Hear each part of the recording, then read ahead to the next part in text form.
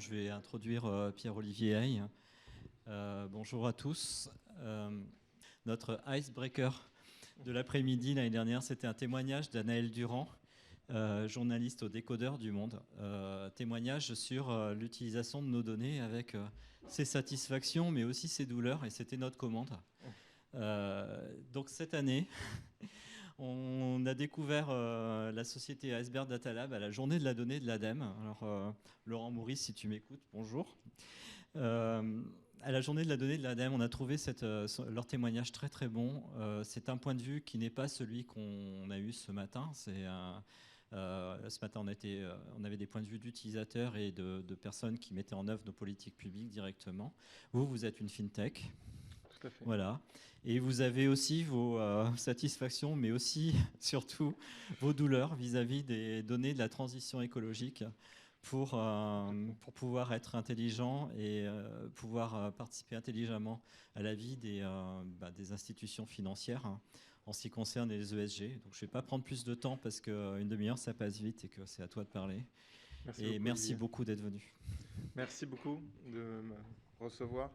Alors déjà, en préambule, pour répondre un petit peu à Olivier, j'ai beaucoup aimé assister à tous vos échanges ce matin parce que j'ai découvert plein de choses passionnantes et j'ai pu passer, voir différentes personnes après. Et je suis ravi de voir qu'il y a énormément de choses qui bougent. Voilà, l'initiative de l'IGN, par exemple, est passionnante de notre point de vue. Donc merci. Et donc cette douleur est pas si forte finalement, contrairement à ce qu'on pourrait croire. Donc Iceberg Data Lab. Moi je suis Pierre-Olivier, je suis CTO et cofondateur d'Iceberg Data Lab. On est une fintech. On s'est créé en 2019 sur un double constat. Le premier constat est que tout le monde parle de transition environnementale et ainsi de suite. Et quand on demandait à nos clients finaux, donc la finance, ce qu'ils comptaient faire, comment ils allaient faire, ils étaient tous à répondre « We need data ». On a besoin de data, on a besoin d'informations. Et on s'est dit qu'il y avait un vrai souci qu'il fallait combler à cet endroit-là. Du coup, on a créé Iceberg Data Lab sur ce premier constat. Et le deuxième constat est le fait que tout ça est très archaïque, dans le sens où beaucoup de gens qui font le même métier que nous, donc de la data ESG, mais même pas que ESG, de la data financière en général, utilisent des méthodes, des outils qui sont très archaïques, ça veut dire en gros manuels. Et donc il y avait une double technique pour rentrer sur ce marché, qui est donc les servir dans de la data de masse et de qualité, et de l'automatiser, de l'industrialiser pour garantir cette qualité. Donc aujourd'hui, on commence à avoir quelques clients, voilà, Amundi, AXA, les grandes institutions de ce monde commencent à s'intéresser à nous. On est perçu aujourd'hui comme le leader sur tout ce qui est biodiversité. Tout le monde parle climat, et c'est un enjeu, il n'y a pas de doute. Néanmoins, la biodiversité est d'après nous plus urgent, en fait, est un problème plus urgent que le climat. Et c'est un problème sous-servi. C'est-à-dire qu'aujourd'hui, des data providers capables de donner de la biodiversité, il n'y en a pas beaucoup, et même les réglementations commencent à peine à tomber. Je ne sais pas si vous avez entendu parler des TNFD et de ce genre de choses. Donc en presque 3 ans d'existence, on a eu le temps de pas mal avancer, parce que l'avantage de la biodiversité, c'est que c'est un sujet complexe qui regroupe énormément de choses différentes. Et notamment, un des sous-composants de la biodiversité, c'est l'empreinte carbone.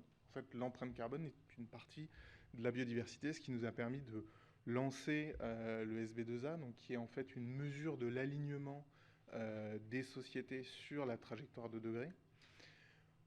On a aussi développé tout ce qui est Green Share ou EU Taxonomy, donc qui est à quel point est-ce que les sociétés sont alignées avec la réglementation européenne, plus d'autres indicateurs de transition, risque physique, risque de transition, et ainsi de suite. Je passe un petit peu, j'essaie d'avancer un peu. À quoi servent nos data? On a plusieurs typologies de clients chez nous, même si c'est toujours le sujet de la finance. On va avoir des clients qui sont d'abord contraints. Et la réglementation, en fait, fait beaucoup bouger les lignes.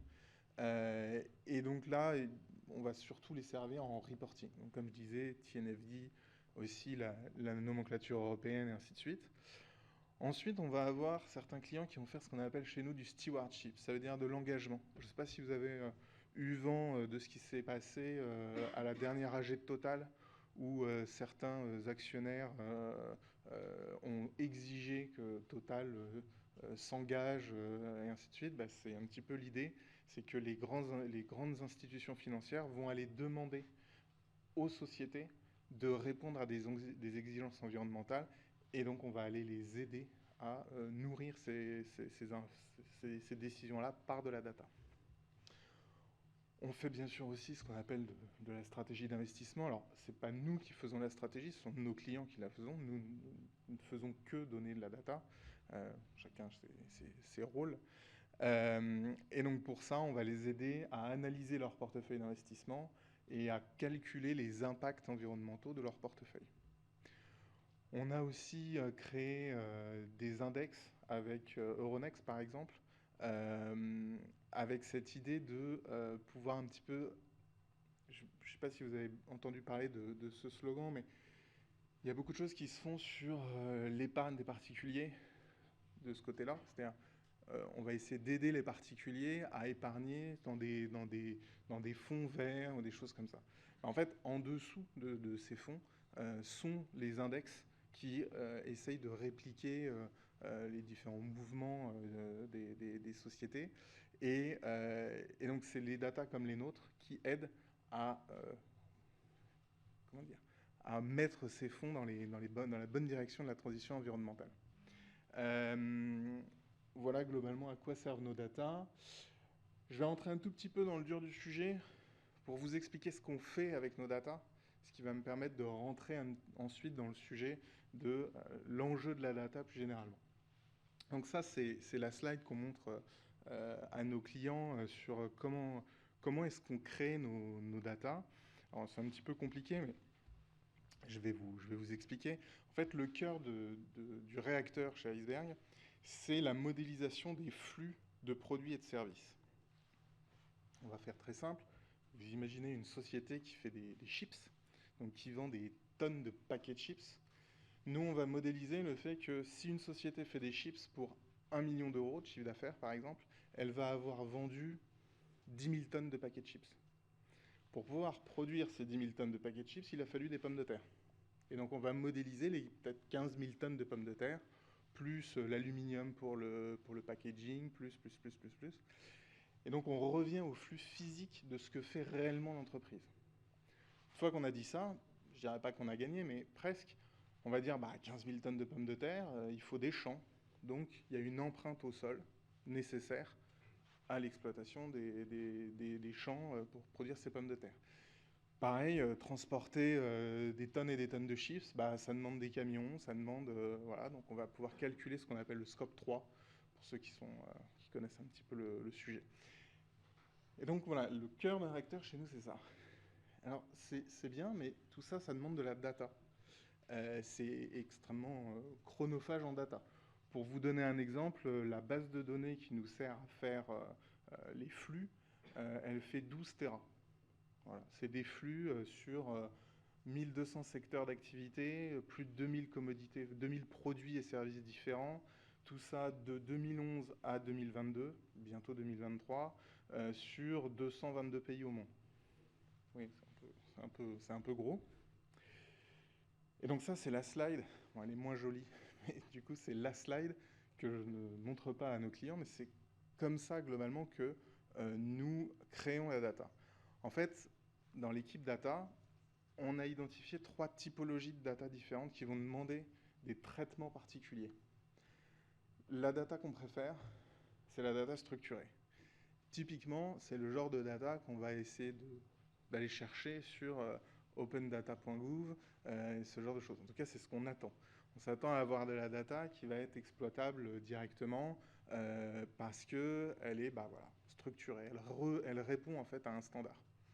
Et donc pour ces datas-là, on va les utiliser soit directement pour aller alimenter notre modèle, qu'on appelle Wunderpuss, c'est pour ça que c'est une pieuvre en voie de disparition, soit pour alimenter directement. Donc typiquement, là, on va avoir les datas de l'AIEA, par exemple, pour tout ce qui est énergie, on va avoir ce genre de base de données. Ou alors, ça va être de la data qui va aller dans ce qu'on appelle le Entity Data Point. En fait, c'est de la data de société. Par exemple, nous sommes un grand consommateur du RNCS, qui est la liste de toutes les sociétés françaises. Quelque chose qu'on exploite très souvent. Ensuite, on va avoir ce qu'on appelle de la data semi-structurée. Donc là, on commence à rentrer dans la zone un peu plus trouble de la data, qui est que, par exemple, une page web, en fait, il y a des tableaux dedans, donc c'est un peu structuré, on va peut-être pouvoir choper un peu de structure, mais c'est...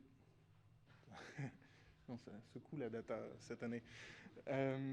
C'est un peu structuré, mais ça peut changer, et donc il va falloir travailler un petit peu pour arriver à l'extraire et à lui donner du sens. Donc là, on va commencer à faire des process d'extraction un peu plus compliqués. Et puis après, je ne sais pas si je dois appeler ça le Graal ou pas, mais c'est la data non structurée. Chez nous, c'est ce qu'on appelle les rapports annuels de société, en général. C'est un vieux loup de mer pour tous ceux qui font de la data, qui est que chaque année, les sociétés reportent énormément d'informations dans leur rapport annuel, et on rêverait tous que cette data-là, elle sorte belle et structurée, et que tout... Voilà. Alors, il y a des travaux qui sont faits. Il y a le XBRL, par exemple, je ne sais pas si vous en avez entendu parler. C'est un format, une réglementation qui commence à venir où de plus en plus on va demander aux sociétés de reporter, alors, oui, en format papier et ainsi de suite, mais aussi dans un format XML un peu plus lisible et exploitable. Il y a des réglementations qui arrivent là-dessus, mais au mieux, ça va concerner les grosses sociétés de ce monde, mais ça ne concernera jamais les PME, ça ne concernera pas les ETI, c'est trop difficile pour elles, c'est un coût trop élevé pour elles. Je ne sais pas si vous avez des questions sur déjà ce que j'ai présenté jusqu'ici, mais n'hésitez pas, hein, si vous avez des questions, c'est pas toujours évident. Voilà, je vais passer un petit peu, parce que pour rien vous cacher, ces slides... Alors, pour vous montrer un petit peu ce qu'on fait en termes de restitution pour nos clients, voilà le genre ça, c'est typiquement des impressions à écran de notre site SaaS client, dans lequel on va aller leur donner la data que eux utilisent après sous des formats d'API ou ainsi de suite. Et donc voilà, c'est typiquement l'usage classique. On va faire voilà, des livraisons en Excel et ce genre de choses. Je vous les passe un petit peu. Hop. Voilà. Rentrons un peu dans le vif du sujet. Les enjeux liés à la donnée. En fait, le premier constat qu'on a un petit peu avec Mathieu, et finalement c'est un petit peu ce que l'on disait ce matin, c'est que il nous faut une boussole. Je sais qu'on parlait de boussole ce matin. En fait, c'est exactement le problème de la data, c'est qu'on a besoin d'avoir une mesure régulière. Tout à l'heure, j'écoutais les échanges, on demandait « Ah oui, mais est-ce que votre data, vous avez l'historique pour pouvoir voir la différence entre les années précédentes ?» et ainsi de suite. En fait, ce qu'on cherche, c'est mesurer. Et on cherche à le mesurer parce qu'on cherche à le gérer. C'est tout l'enjeu des outils qu'on nous a présentés juste avant, qui est d'avoir l'information nécessaire pour pouvoir gérer l'implantation au niveau régional, mais il y a plein de cas d'utilisation différents sur cette question. Et un autre point qui est aussi très intéressant, qui a été soulevé ce matin, c'est le sujet quantitatif versus qualitatif. Ce matin, on a beaucoup parlé de qualitatif, de la qualité de la data, de la précision, est-ce que vous avez tous les bâtiments, pas tous les bâtiments, et ainsi de suite. Mais on a bien vu que toutes ces datas, elles avaient des trous. Et en fait, on est obligé d'avoir une approche quantitative parce qu'en fait, ce qu'on a besoin, c'est de gérer la globalité de la data. En fait, et je dirais, c'est même pas grave d'avoir des trous. À partir du moment où on a pu suffisamment extrapoler de façon à pouvoir donner une direction. Ce qui permet d'éliminer les biais, ce qui permet de gérer, en fait, tout simplement. Et donc c'est là où la donnée, bien sûr, la qualité en soi de la data est importante, mais surtout le format et les instruments. Et c'est grâce à ces instruments, comme ce qu'on a vu ce matin encore une fois, qu'on va pouvoir amorcer la transition écologique. C'est le cœur le cœur du sujet. Encore un sujet sur le format, parce que c'est pour moi le cœur du sujet en fait. Souvent le problème qu'on va avoir sur la data, c'est on va avoir beaucoup de points de données, de bases de données différentes qui essayent de représenter la même chose, mais pas sur le même format. Ce qui fait qu'on va se retrouver, et je le vois beaucoup quand on va sur opendata.gouv, c'est qu'on a la base de données, je sais pas, des DPE dans telle région, et puis on va avoir une autre base de données. Alors, c'est pas exactement une autre région, c'est peut-être une autre dimension géographique, et ainsi de suite. Et en fait, on va avoir plein de points de données un peu différents. Et nous, en tant qu'acteurs privés qui essayons de faire des choses à partir de ces datas-là, en fait, on va avoir un énorme souci qui est de rassembler tout ça pour que ce soit homogène. Et c'est un petit peu là où finalement on va attendre de l'aide de votre part, c'est d'avoir des standards. C'est le standard en fait qui drive le point. Quand on était à l'ADEME, je donnais cet exemple, c'est l'exemple d'Internet. Internet, c'est quelque chose qui s'est créé uniquement grâce à des standards complètement open source. On a dit, bah, si tu veux faire du HTTP pour transférer, voilà, bah, le standard c'est ça, tu le respectes et ça marche. Et donc c'est comme ça qu'on a construit un truc aussi énorme qu'Internet. On n'a pas mis une institution qui allait dire on va connecter, ainsi de suite. Non, non, on a défini des standards. Et puis il y a du logiciel qui a été créé pour que ces standards soient implémentés. Et on a fini par avoir des emails, des protocoles d'échange de fichiers, ainsi de suite. Et donc je pense qu'avant même d'attaquer sur le cœur du sujet, qui est la collecte, c'est d'avoir la définition du standard, qui permet d'aligner tout le monde et qu'en fait les efforts de chacun soient rassemblés, en fait, tout simplement. Et donc, pour moi, c'est un petit peu la pierre angulaire de la diffusion, de la rapidité, de l'exactitude. Tous ces points-là sont possibles si les standards sont posés, sont définis et sont suivis. Et je dirais même que avant de définir un standard, il faut même se demander s'il n'existe pas déjà.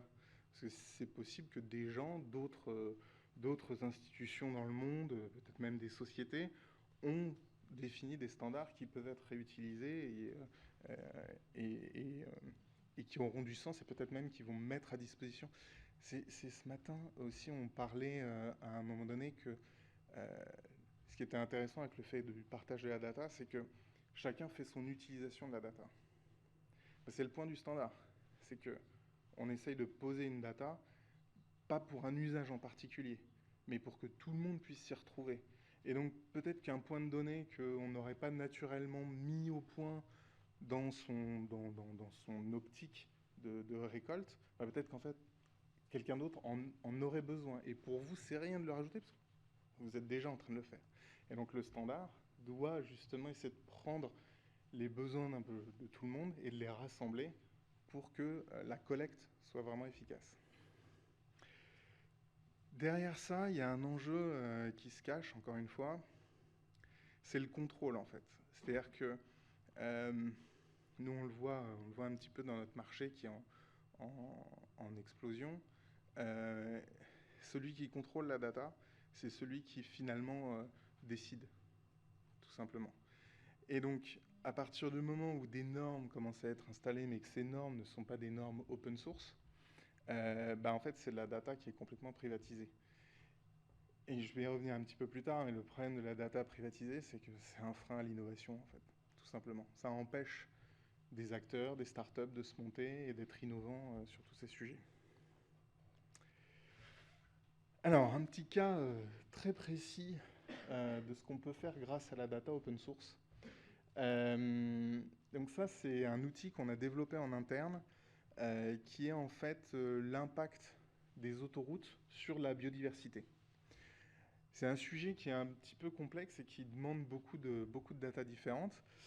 Déjà, ça demande une carte un petit peu dans la veine de ce que l'IGN nous a présenté ce matin, qui est en fait une carte qu'on voit un petit peu, qui est en dessous. C'est une carte de la biodiversité, c'est-à-dire du foisonnement des espèces géolocalisées.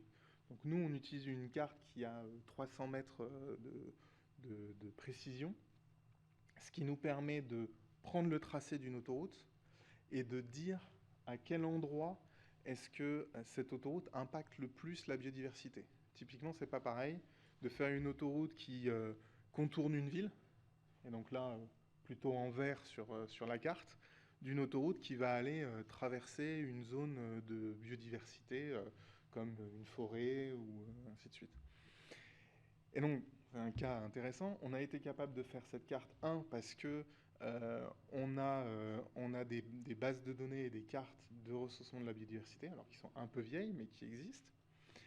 Et on a aussi les tracés d'autoroutes, pour le coup mondial, grâce à OpenStreetMap. Et là, grâce à l'assemblage de ces datas, on est capable de dire, voilà, le calcul de la fragmentation des autoroutes. Pour ceux qui font un petit peu d'environnement, c'est un sujet très compliqué de calculer quel est l'impact de la fragmentation. Et nous, on arrive à le faire grâce à ces datas open source. Donc là, je vous ai donné un exemple qu'on a réussi à tacler. On a notamment, je n'en ai pas parlé, mais on a aussi la liste des zones à espèces protégées qui sont impactées par cette autoroute. Donc à moins de 20 km, je crois, ou je ne sais plus quelle est la distance qu'on a configurée, qui permet aussi de donner une information sur l'impact. Alors à quoi ça sert ? Ça sert à Vinci pour définir le trajet de ces autoroutes. Et pourquoi ? Parce qu'en fait, les investisseurs qui vont investir dans la création de telle ou telle autoroute vont lui dire, en fait, l'impact environnemental de l'autoroute que tu voudrais qu'on finance, il est trop élevé par rapport au tracé X et Y. Donc si tu fais tel tracé, on te finance. Si tu ne fais pas tel tracé, on ne te finance pas. C'est des enjeux qui sont, à mon avis, essentiels. Ce qu'on aimerait trouver, alors là j'en ai donné qu'un seul exemple, mais on en a plein en tête, c'est par exemple des flux de déchets. C'est un sujet qu'on a chez nous en interne pour 2023. C'est l'utilisation, le recyclage, les circuits courts de recyclage des déchets, et ainsi de suite. Tout ça, c'est des sujets qu'on aimerait arriver à tacler. Alors, toujours un souci, c'est que on travaille à la maille internationale, en fait. Et donc, là, on rentre encore une fois sur le sujet des standards, c'est-à-dire qu'on a été capable de faire ce système-là pour toutes les autoroutes parce que OpenStreetMap a défini un standard qui est comment est-ce qu'on représente une autoroute partout dans le monde. Je ne sais pas comment ils ont fait pour récupérer toute la data, mais en tout cas, on arrive à avoir ce point-là. Alors, je sais bien que vous n'avez pas les datas du monde, même si vous les aimeriez bien, mais l'intérêt du standard, c'est que s'il est bien fait, en fait, le pays d'à côté qui va se dire « Ah bah tiens, je traiterais bien le même problème », va essayer de l'utiliser. Et donc nous, petit à petit, on va être capable d'intégrer ces informations-là et d'en faire quelque chose d'utile à tout le monde. Alors, quelques retours d'expérience sur tout ça. Déjà, moi, je ne viens pas du tout du monde de la finance. J'ai découvert la finance en arrivant chez Iceberg et j'ai été extrêmement surpris sur le fait que le monde de la finance se mobilise énormément sur ces sujets-là. C'est récent, mais en tout cas, on a des interlocuteurs compétents qui nous challengent. Pour vous donner un petit exemple, on a dû faire la distinction entre les soupes de légumes et les soupes de poulet. Parce qu'il y avait des sociétés qui étaient un peu spécialisées dans la soupe, et il fallait qu'on fasse la distinction pour avoir quelque chose qui avait du sens. Donc vous voyez le genre de discussion qu'on a avec nos clients de la finance. Ils sont donc très exigeants, et je trouve ça vraiment, vraiment intéressant. On apprécie aussi énormément le soutien de l'écosystème public, rien que le fait que vous m'invitiez aujourd'hui, mais même au-delà de ça, tous les échanges que j'ai vus ce matin et la volonté que vous avez de tout mettre en open source, et ainsi de suite, c'est vraiment des choses qu'on apprécie énormément. Je reviens ce matin sur la personne de l'IGN qui me disait à midi « Ah, mais notre modèle, on le met en accès, Vous allez pouvoir le fine-tuner, nous donner vos catégories. On met aussi à disposition les annotations et ainsi de suite. Alors, ça ne vous dit pas forcément, mais dans le monde de machine learning et de l'IA, en fait, l'enjeu, c'est d'avoir de la data à noter pour pouvoir entraîner en fait nos algorithmes. Et donc le fait de mettre 100 gigas de data à noter en disponible gratuitement, je l'ai envoyé à l'instant à mon équipe pour leur dire allez télécharger et reprenez le projet qu'on avait commencé il y a un an pour essayer de voir si on ne peut pas intégrer ça. En fait, c'est génial, c'est un moteur d'innovation qui est extraordinaire, ça nous permet vraiment d'avancer. Là où on voit plus de soucis, c'est, je dirais, sur la connexion avec le monde universitaire, parce qu'on a du mal à se parler, les échanges sont plus compliqués, nos enjeux sont trop éloignés, je pense, et les cultures sont trop éloignées. Et donc c'est un challenge qu'on arrive à résoudre un petit peu chez Iceberg, puisqu'on a des gens du monde universitaire qui travaillent avec nous. Mais c'est vrai qu'on a vraiment... En fait, la grosse différence qu'on a, c'est que surtout dans la biodiversité, ces gens-là vont aller étudier une espèce en particulier sur le terrain. Or, nous, on a besoin d'une carte mondiale. Donc on a un petit problème d'échelle. Mais voilà, en termes de mentalité. Un autre point, et pareil, à midi, j'entendais des choses à ce sujet-là très intéressantes. C'est un sujet RH. C'est-à-dire que on a des outils qui se créent. On en a eu la démonstration à midi d'outils superbes. Et quelqu'un posait la question qui était, mais est-ce que vous faites du consulting? Est-ce que vous aidez les communes à utiliser l'outil, à établir les stratégies, ainsi de suite? Ben, la question est pour moi très valide. C'est-à-dire que c'est bien d'avoir les plus belles datas, ainsi de suite, mais il faut que les gens en face comprennent de quoi on parle. Je vous ai beaucoup parlé de biodiversité parce que c'est un peu notre métier. Si je commence à vous parler que notre métrique, c'est le kilomètre carré MSA qui représente une surface avec un foisonnement de biodiversité, ainsi de suite, je pense que ça peut vous passionner, mais je vais vous perdre dans 5 minutes. Il faudrait que j'ai 2 heures pour qu'on rentre vraiment dans les sujets. Et donc, à un moment donné, c'est un sujet RH. C'est un sujet de faire monter les gens en compétences de façon à ce qu'ils puissent répondre aux questionnements et utiliser les outils et la data mis à disposition. Après, il peut y avoir aussi un risque lié à l'appétit de la qualité. C'est-à-dire que c'est un peu en écho avec le sujet de la compétence. C'est-à-dire que si on n'a pas la compétence, on n'est pas capable de critiquer la data qu'on nous envoie. Et donc, on n'est pas exigeant sur la qualité. Et du coup, la data, si elle n'est pas challengée, les biais inhérents à toute data vont rester. Parce que personne ne va aller dire, en fait, là, vous avez un souci, il faudrait le corriger. Je renvoie à mon sujet de soupe de légumes versus soupe de poulet. Enfin, si on ne nous avait pas dit, ça me semble bizarre vos résultats, jamais on aurait modélisé ce truc-là. Bon, on l'aurait peut-être fait parce qu'on fait du travail de qualité interne, mais quand même, il faut que les gens aient la compétence pour avoir cette appétence de qualité.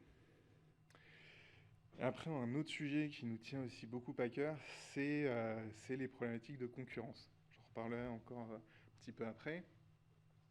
Comme je disais, celui qui maîtrise le standard, c'est celui qui finalement décide. Et là-dessus, on a beaucoup de standards qui se sont répandus dans l'industrie, qui sont en fait des standards propriétaires.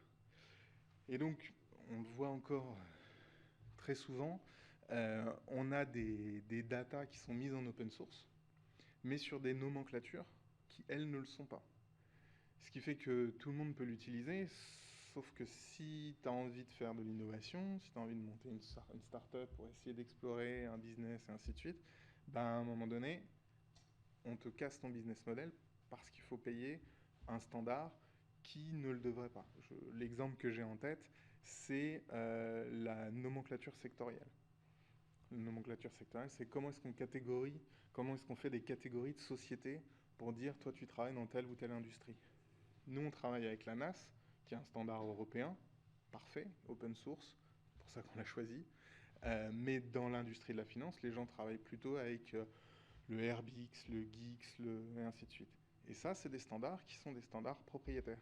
Et donc, si on veut l'utiliser, bien, il faut payer sa dîme, sa taxe, j'ai envie de dire, à ces sociétés qui sont des sociétés privées, qui ne sont pas des sociétés d'État. Et ça, c'est un énorme frein à l'innovation, parce que ça empêche des petits acteurs de monter.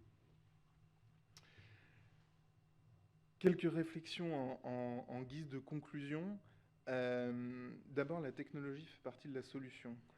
C'est important de l'avoir en tête parce que on pourrait imaginer que tous les serveurs nécessaires, toute la puissance de calcul, oui, ça consomme aussi du carbone, ça consomme aussi de l'électricité et ainsi de suite. Néanmoins, il faut plutôt aller là-dedans pour mieux gérer et mieux contrôler que de sortir. Et donc c'est là où l'économie du partage, le fait de diffuser, on en a longuement parlé, permet vraiment de résoudre en fait les problèmes. Ensuite, le sujet de l'open source. Je vous en ai donné quelques exemples.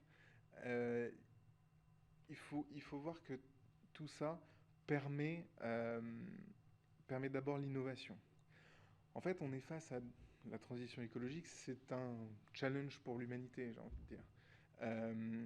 Il va falloir qu'on trouve de nouvelles solutions. Si à chaque fois qu'un acteur essaye quelque chose, il ne peut pas y accéder parce qu'il doit acheter des bases de données qui coûtent 50 000, 100 000 euros, c'est plutôt ce genre de coût, forcément, l'entrepreneur dans son garage, il va avoir du mal à financer ce genre de choses.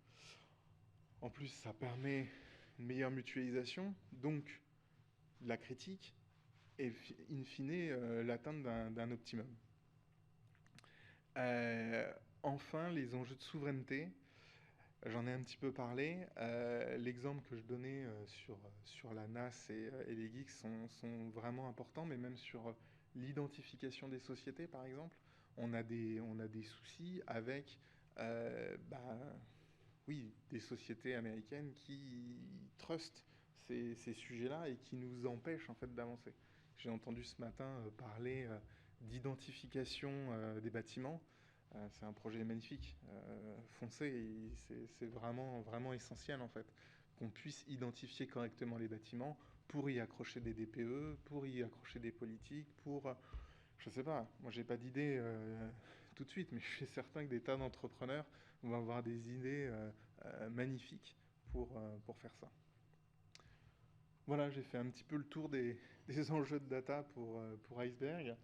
Je ne sais pas si vous avez des questions. Je vous écoute.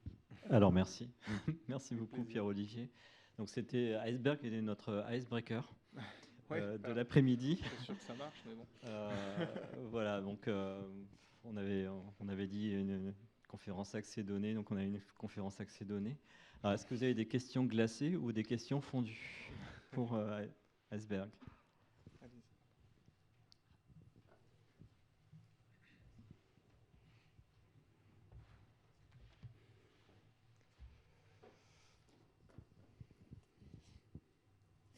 Merci beaucoup pour votre présentation. Je voudrais revenir sur un sujet que vous avez abordé, à savoir le développement de plusieurs plateformes qui permettraient de standardiser des données.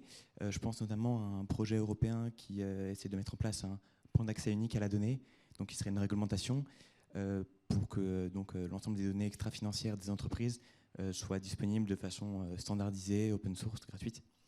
Il y a aussi également d'autres projets non réglementaires. Je comprends que, est-ce que vous dites, toutes les PME ne sont pas couvertes par ce projet, qui couvrirait quand même a priori quelque chose comme 50 000 entreprises en Europe. Je voulais savoir, du moins pour les entreprises qui sont couvertes par ce genre de projet, comment ça peut remodeler un peu la valeur ajoutée de fournisseurs de données comme Iceberg Data Lab. Je comprends par exemple que quand vous faites de la recherche d'informations à travers des rapports annuels, cet apport a priori n'est plus nécessaire pour ce genre d'entreprise vu qu'on a directement la donnée. Est-ce que c'est une perte de valeur ajoutée? Est-ce que ça ouvre de nouvelles opportunités? Et globalement, comment ça peut remodeler un peu, disons, l'apport, le monde des fournisseurs de la donnée? Merci. Avec plaisir, oui. Non, pour nous, on voit ça d'un œil très très bon œil. Au contraire, en fait, ça permet, ça nous fait gagner énormément de temps parce que Typiquement, dans ce genre de base de données, on va retrouver les émissions GHG des sociétés, on va retrouver des tas d'informations qui vont être pour le coup structurées grâce à ces initiatives. Et donc non, on les soutient et parfois on a même la chance d'être consulté sur ce genre de sujet et donc on participe activement quand on l'est pour l'aider. Et non, non, au contraire, nous on le voit d'un excellent œil, puis c'est très bon pour l'innovation. Nous on a créé un indicateur qui s'appelle le CBF pour parler de la biodiversité. Bon, c'est un indicateur qui est bien, il a ses côtés positifs, mais il a aussi ses biais. On le sait, on ne sait pas si on en fera un deuxième à côté, et ainsi de suite, mais peut-être qu'une autre société basée sur ces datas pourrait, elle, venir compléter ce qu'on fait nous aujourd'hui de notre côté. Non, je pense qu'au contraire, c'est très sain, et pour nous, c'est en fait du gain de valeur complet.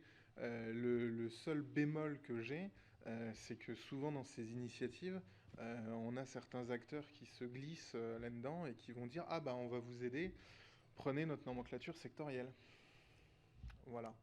Et donc là, ils ont mis, j'ai envie de dire, le verre est dans le fruit. Ça veut dire que quand Iceberg Data Lab va venir, chouette, on a de la data, on va pouvoir faire des choses.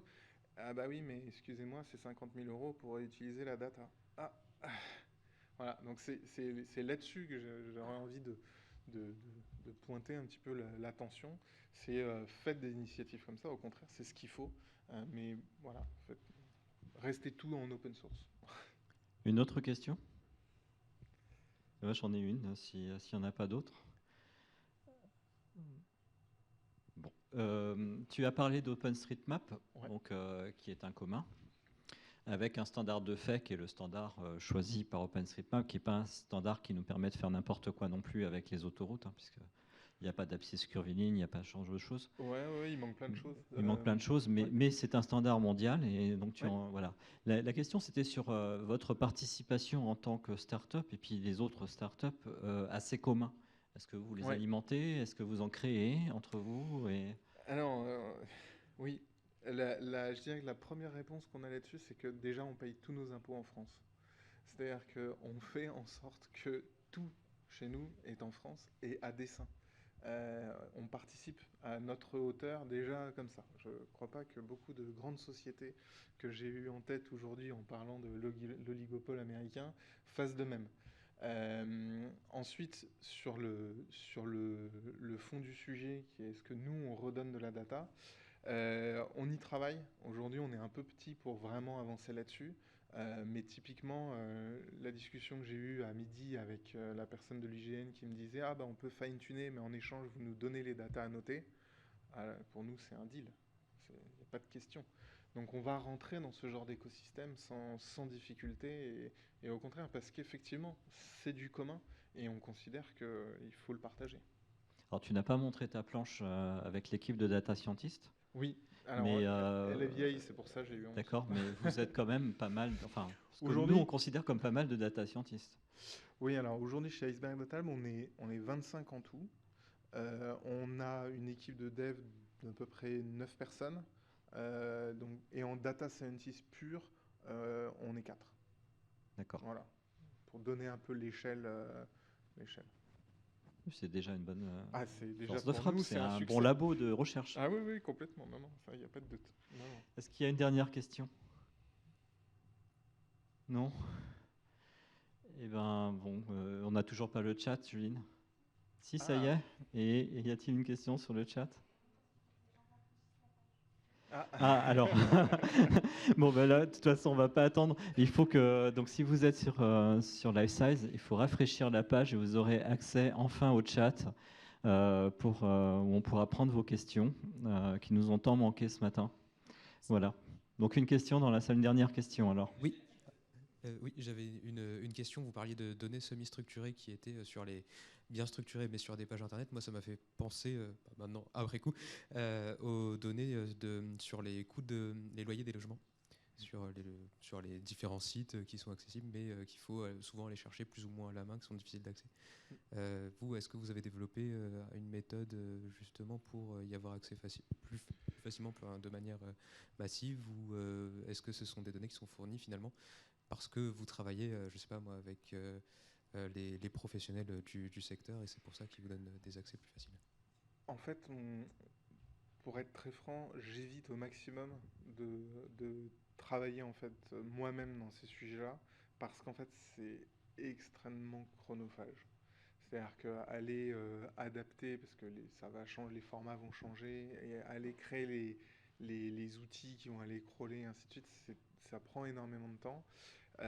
Et on a surtout découvert qu'il y a énormément de points de données qui sont un peu éparses et ainsi de suite, mais qui sont structurés. Et que, en fait, le plus gros travail sur lequel on se focus aujourd'hui, c'est lister ces data providers, souvent publics, créer les connecteurs, et nous avoir notre standard en interne qui va être nourri, en fait, par ces différentes bases de données.